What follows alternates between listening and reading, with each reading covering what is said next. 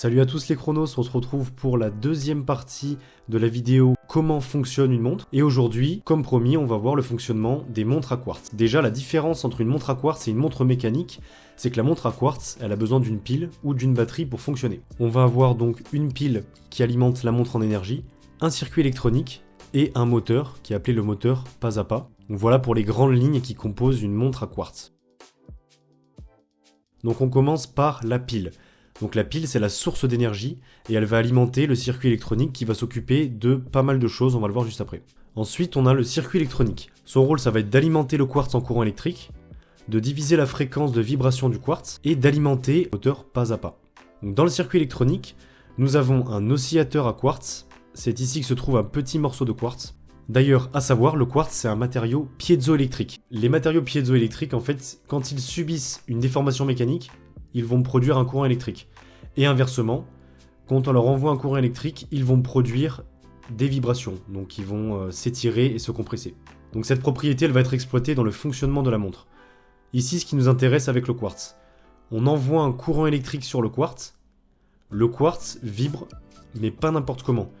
Il va vibrer à une fréquence précise de 32 768 Hz. Alors pour rappel, pour faire un petit peu de physique, 32 768 Hz, ça veut dire que le quartz il vibre 32 768 fois en 1 seconde. Donc si je résume, on a la pile qui envoie un courant électrique dans le circuit électronique, qui envoie ce courant électrique sur le quartz. Le quartz, vu qu'il est piézoélectrique, de par sa propriété, il va vibrer, et il va vibrer à 32 768 Hz. C'est là qu'entre en jeu le diviseur de fréquence. Donc le diviseur de fréquence, son but, comme son nom l'indique, ça va être de diviser la fréquence de vibration du quartz afin d'obtenir des impulsions électriques régulières et égales à 1 seconde. Il va calculer et diviser les 32 768 vibrations du quartz par 2 puissance 15. Donc pourquoi 2 puissance 15 ? Parce que 2 puissance 15, ça fait 32 768. Et donc si on divise 32 768 par 32 768, ça fait... attendez, je sors un Excel... Ça fait 1, voilà, ça fait 1. Donc, ça fait une impulsion électrique par seconde. Alors à savoir aussi, petite anecdote, pourquoi cette fréquence de 32 768 Hz précisément ? Donc on utilise cette fréquence parce que déjà c'est une des fréquences de vibration naturelle du quartz. Ça permet d'être précis et d'être stable pour toutes les applications horlogères, justement pour le fonctionnement des montres à quartz. Et on peut facilement diviser par une puissance de 2 pour atteindre une impulsion par seconde. Et cette impulsion électrique, elle est ensuite envoyée au moteur pas à pas. Donc il est composé d'une partie fixe qui est appelée le stator. Le stator est relié à une bobine de cuivre, et on a une partie mobile qui s'appelle le rotor, et le rotor il est constitué d'un aimant, et il est par la même occasion le premier pignon du rouage, donc il est relié en fait à un rouage. Donc le principe du moteur pas à pas. Le courant électrique, donc les impulsions du circuit sont envoyées dans la bobine, donc on envoie un courant électrique dans la bobine, et donc ce courant électrique qui traverse la bobine et le stator va créer des champs magnétiques. Ces champs magnétiques vont faire tourner l'aimant et donc le rotor.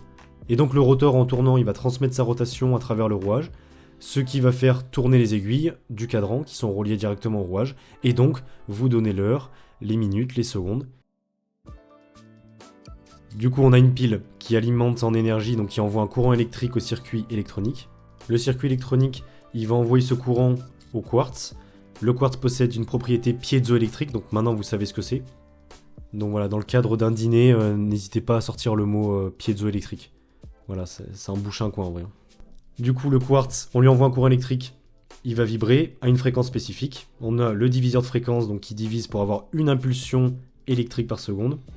Cette impulsion électrique est envoyée au moteur pas à pas, qui va tout simplement convertir cette impulsion dans un mouvement circulaire à l'aide du stator et du rotor, ce qui va faire tourner les rouages, ce qui vous indique l'heure avec les aiguilles. Donc si je reprends le schéma, tout ce que je vous ai montré jusqu'à présent, ça concerne les montres à quartz à affichage analogique, c'est-à-dire avec des aiguilles.